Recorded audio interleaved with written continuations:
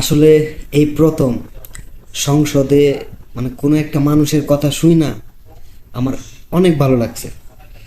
আসলে সে সংসদে বসে কি কথাগুলো বলছে, আসুন আমরা সবাই মিলে একটু শুনি। আমরা আমাদের নবীকে সবচেয়ে বেশি ভালোবাসি, যিনি আখিরি নবী, যাকে বলা হয়েছে ওয়ামা আরসালনাকা ইল্লা রাহমাতাল লিল আলামিন। আমরা বারবার দেখছি কিছুদিন পর পর কারা যেন কিভাবে এসে আল্লাহ নবীর শানে কটূক্তি করে, নবীকে নিয়ে অশ্লীল ভাষায় গালিগালাজ করে। মা কানা মুহাম্মাদুন আবা আহাদিম মির রিজালিকুম ওয়ালাকির রাসূলুল্লাহি ওয়া খাতামান নাবিয়্যিন ওয়া কানা আল্লাহু বিকুল্লি শাইইন আলিমা। আপনি জানেন নবীর পরে আল্লাহ নবী হচ্ছে আমার ইমানের অংশ, আমার ইমানের পার্ট। তিনাকে ভালোবাসা, তিনার উপর ইমান, এটা আমার ইমানের অংশ। তিনি আমার শেষ নবী, যেটা কোরআন ঘোষণা দিয়েছে।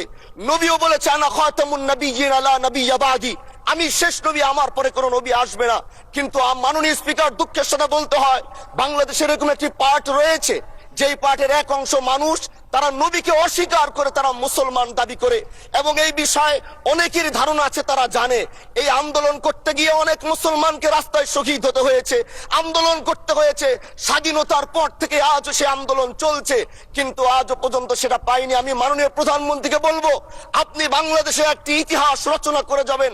আপনার মাধ্যমে যদি এটা স্বীকৃতি পায়, যারা নবীকে অস্বীকার করে তারা কোনোদিন মুসলমান থাকতে পারে না, এটা আইনের মাধ্যমে, এটা বাংলাদেশের পার্লামেন্ট থেকে ঘোষণা হবে, সেটা আমরা চাই। মাননীয় স্পিকার, আরেকটি কথা, আপনি জানেন আমরা আমাদের নবীকে সবচেয়ে বেশি ভালোবাসি, যিনি আখিরি নবী, যাকে বলা হয়েছে ওয়ামা আরসালনাকা ইল্লা রাহমাতাল লিল আলামিন। আমরা বারবার দেখছি কিছুদিন পর পর কারা যেন কিভাবে এসে আল্লাহ নবীর শানে কটূক্তি করে, নবীকে নিয়ে অশ্লীল ভাষায় গালিগালাজ করে, নবীর শানে কটূক্তি করে। এই আন্দোলন, এই সংগ্রাম করতে গিয়ে আপনিও মাননীয় স্পিকার দেখেছেন, রাস্তাঘাটে আন্দোলন করতে গিয়ে কত মানুষ মৃত্যুবরণ করেছে। যদি একবার বাংলাদেশের আইনে, কারণ মুসলমান যদি আমাদের বাংলাদেশের পার্সেন্টেজ অনুযায়ী আমাদের অবশ্যই মুসলমানদের সংখ্যা এই দেশে অনেক বেশি। আমরা তো অন্য কিছু চাচ্ছি না।